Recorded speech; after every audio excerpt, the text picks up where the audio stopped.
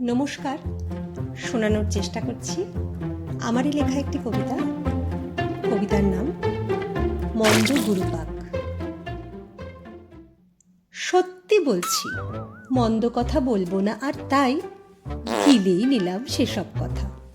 হজমোলা কোথা পায়, হজম করা শক্ত বড় মন্দ গুরুপাক। ওসব ভুলে গিলেই নিলাম সেসব কথা।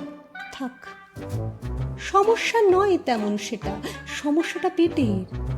গোলমেলে সব কথার তাপে জ্বর বাড়ছে ঠোঁটের। ঠোঁট বেচারা কাঁপতে থাকে কম্পনে, তার অল্প ফসকে গেছে জিভের ডগা, তাতেই ভূমিকম্প। ধপধপাধপ পড়ছে সবই, যা কিছু স্থির ছিল। মন্দ স্বভাব জিভের নয় তো গেলাই কারণ হলো। তার চেয়ে বরং অল্প খেয়ে অল্প স্বাদের ভেকুর নিতাম তুলে শান্ত স্বরে।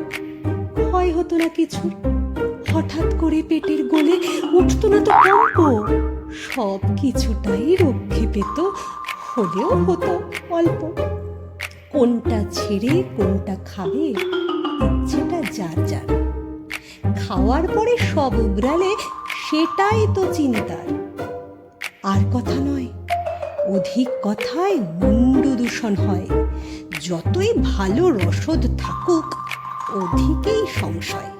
যেমন আছে তেমনটি সব পারিপাট্যে থাকুক। আর কিছু তাই বলবো না ভাই, চাই না আগুন লাগুক। নমস্কার।